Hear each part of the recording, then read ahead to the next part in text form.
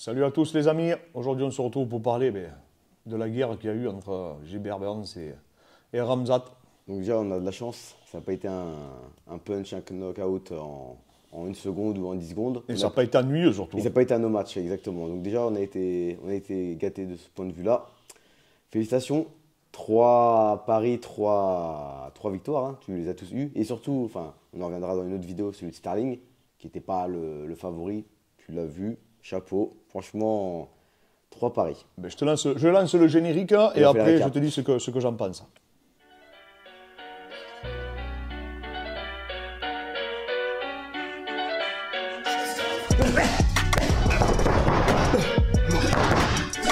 Je m'appelle Clément Marcoux.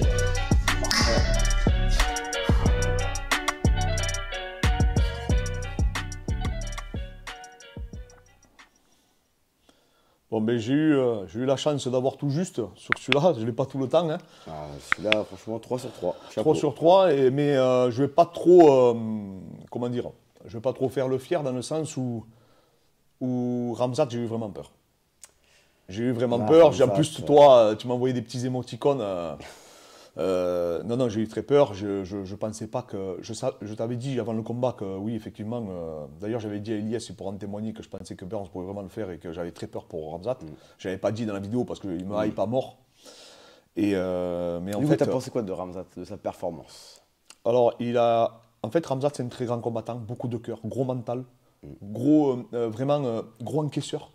Il a prouvé qu'il faisait partie des meilleurs combattants de la catégorie. Ça, c'est indéniable. Mais il y a un mais, on dirait là.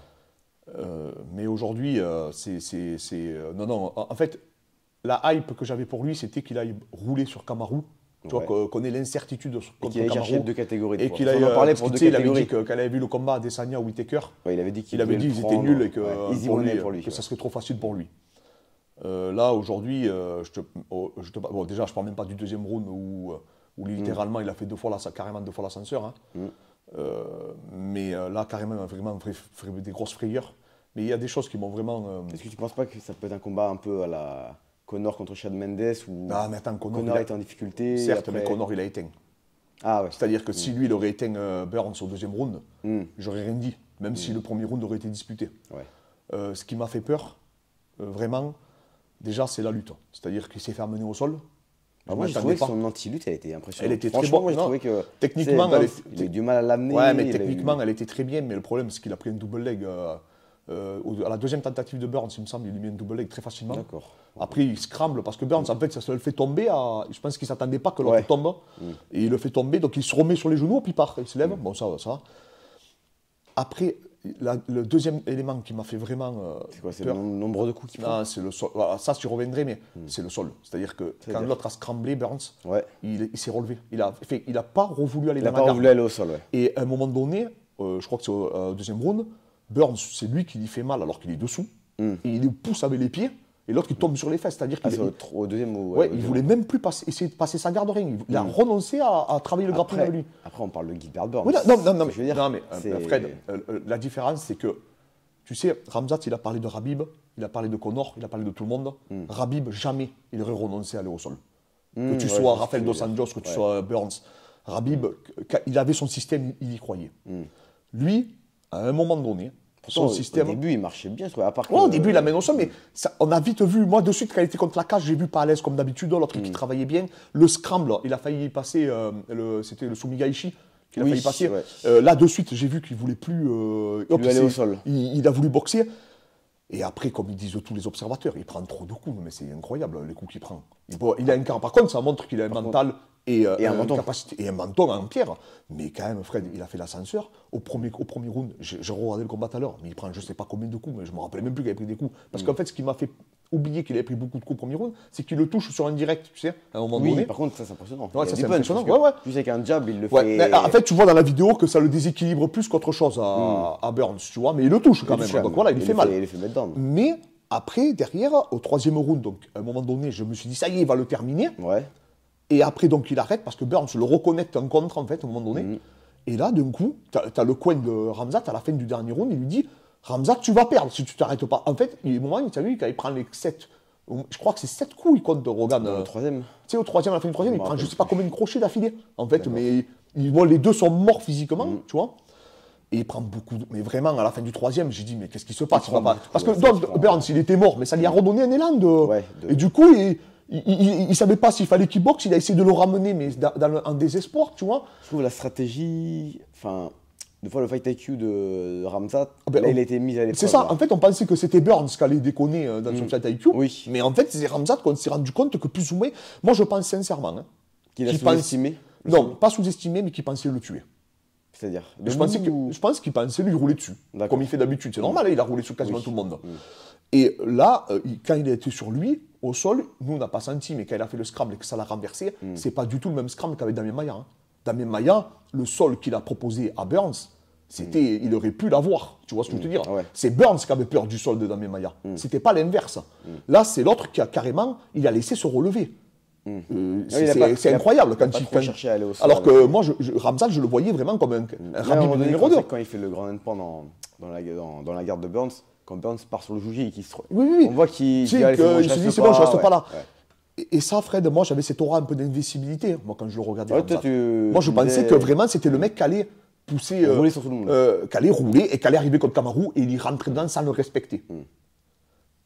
Et après qu'il allait monter, chercher Adesanya, en fait, ça relance là, parce que tu as vu. Alors que là, au final, tu te dis. C'est un excellent. C'est un combattant. C'est un excellent combattant. C'est un combattant qui fait partie des meilleurs au monde.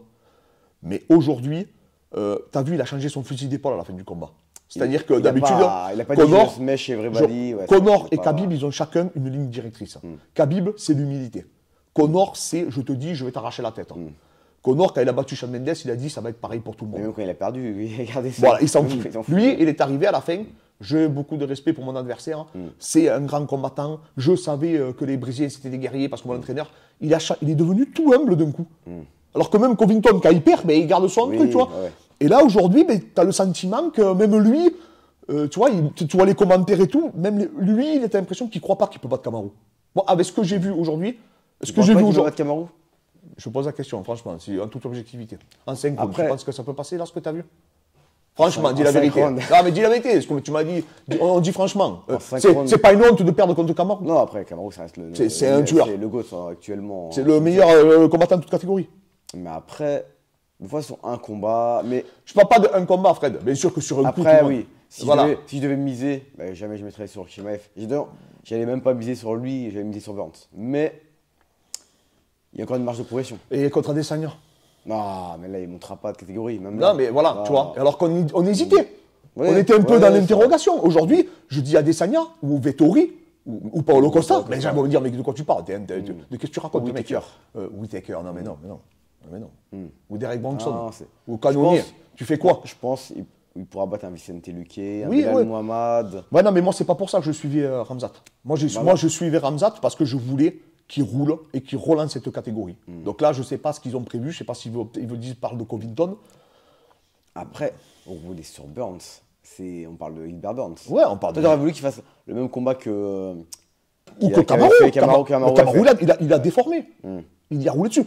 Regarde, franchement, je te parle maintenant, même je me dis s'il affronte Roré, ou s'il affronte Thompson, ou il affronte Leon Edwards, je ne serais pas confiant, Fred. Ouais. Je ne suis pas confiant. Qu'on a vu ça, parce que quand je vois Burns, les coups qu'il a réussi à lui mettre, regarde le combat Thompson-Burns. Thompson, il est en panique debout face à. Burns, il est en panique face à Thompson. Il ne fait pas le boxeur. Ouais. Il ne fait pas le boxeur. Hein.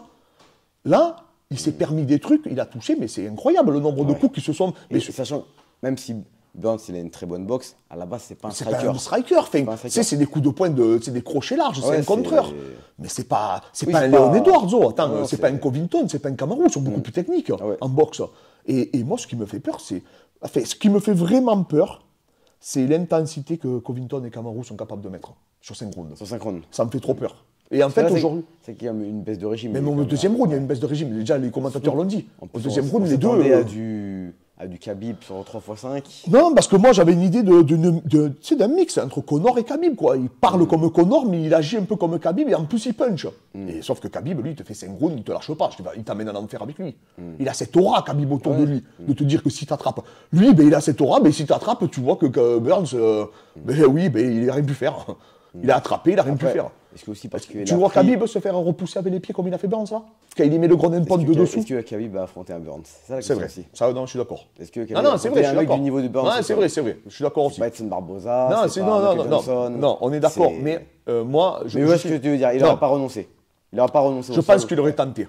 Ouais. Et après, je peux me tromper, hein, c'est possible. Mais ce que je veux dire, c'est que oui, Khamzat, c'est un grand combattant. Il fait partie des meilleurs, des 3-4 meilleurs de la catégorie. Trop. Mais aujourd'hui. Il a mis une trop grande aura. Et par rapport à Burns, et même on a trop décrédibilisé. Et même, les gens ne se rendent pas compte que Burns, c'est un monstre. Et même, Fred, l'interview d'après-match, c'est plus le même Khamzat. Tu n'as pas vu quand il a dit je sais que les Brésiliens, c'est des guerriers, je sais affronter un grand adversaire et tout. Tu sais, Conor, quand il a battu José Aldo, il a eu beaucoup de respect pour José Aldo. Il a dit tu es le plus grand et tout. Mais il est resté avec cette aura. C'est ce truc de dire je suis le plus grand. Il venait de le mettre KO. Oui, non, mais ce que je veux dire, c'est qu'il est resté quand même avec ça. Tu vois, Covington, il a perdu quand il a perdu contre Kamaru au dernier match. Il y a parlé, mais ils se sont parlé comme des hommes. Tu sais, à la fin, il y a parlé à l'oreille, ils se sont dit beaucoup de respect, apparemment. Mais il a continué à lui dire je suis capable de le battre. Il a continué à conserver. Après, moi, je préfère l'humilité. Hein, tu le sais très bien. Hein, je préfère largement l'humilité que je préfère un Khabib ou un Georges Saint-Pierre que les gens qui sont du trash talking. Donc, tu aurais préféré qu'il continue ce trash talking c'est délicat quand même quand tu as fait une. Non, mais c'est parce que là, aujourd'hui, c'est que. Oui, mais là, aujourd'hui, il est plus convaincu même par lui-même. Tu sais, j'ai senti. En fait, lui, ce mec, il avait une confiance en lui hors du commun. Donc, moi, comme lui, là, je le voyais avoir une telle confiance. J'avais confiance en lui. Tu vois, je me dis, mais non. Tout ce qu'on disait. Et on disait, il tue tout le monde. Il tue tout le monde. Il tue tout le monde. Il tue tout le monde, Fred. Il y a des mecs qui lui ont dit, mec. Burns, il est très fort, mais à la base, c'est un 70 kg non plus. Il s'est fait mettre KO par Dan Hooker. Il s'est fait mettre KO par Dan Hooker.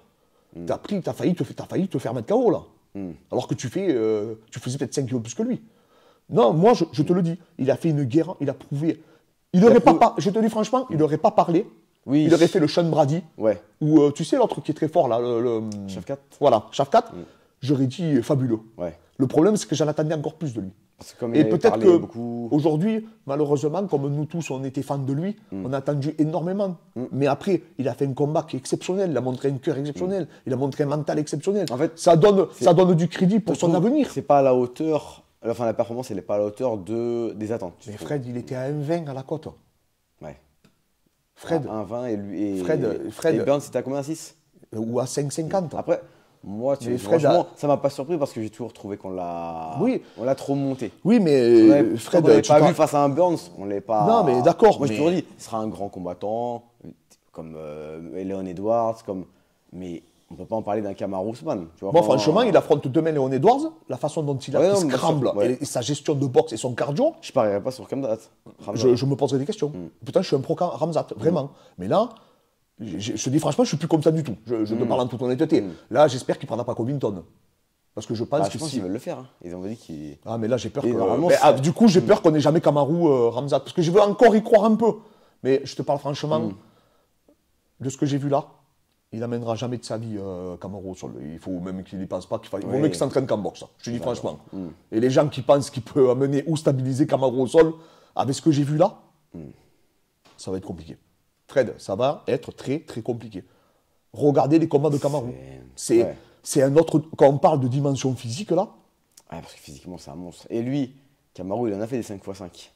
Et il a fait avec un mec qui a un débit de malade. Covington qui a le plus gros volume de tout l'UFC. Non, moi je te dis, je ne vais pas mentir, j'ai plus la hype. Tu rêves plus. Non, maintenant je vais le suivre comme un grand combattant. C'est un très bon prétendant, c'est un très bon challenger. Au même titre, il a plus prouvé bien sûr que Sean Brady parce qu'il a battu. Tu le vois comme un être humain maintenant. Alors qu'avant, tu le voyais comme un. Non, avant, je le voyais comme un mec qui allait révolutionner peut-être le monde du MMA. On avait peut-être la nouvelle star. Comme Conor. On avait la nouvelle star de demain. Mais je te parle franchement, je ne pense pas qu'il aura une carrière à la Kamaru ou une carrière à la Adesanya. D'accord. J'ai peur de ça maintenant. Maintenant, c'est même plus de me dire. Alors qu'on nous le vendait comme le double. Et moi, je pense. Non, mais moi, je te dis que je le voyais comme carrément le mec qui allait enfin battre Kamaru Usman. On avait enfin un mec qui, pour moi, pouvait l'inquiéter. Et là, il y en a plein qui vont dire ah, mais il peut le toucher debout. Non, les gars, il peut le toucher debout. Fred, tu sais. Après, son jab. Ouais, d'accord, mais Fred, il s'est fait connecter plein de fois aussi. Attends. Et à la fin, c'est lui qui se faisait toucher le plus. Hein. Moi, à la fin au début du troisième round, Burns, il a une grosse baisse de régime, je ne sais pas ce qui se passe. Il se fait toucher, j'ai dit ça y est, il va le terminer. Donc, et après, il a organisé. Et d'un coup, l'autre, il le contre, donc ça, lui qui s'oxy, il est oxy complètement. Et à la fin, il prend je ne sais pas combien de crochets. Moi, je tremblais, j'étais en panique. Ouais. J'ai dit, il va me le battre. Et j'entendais le coin en plus du Suédois qui était paniqué. Parce qu'en fait, il voyait qu'il n'arrivait plus.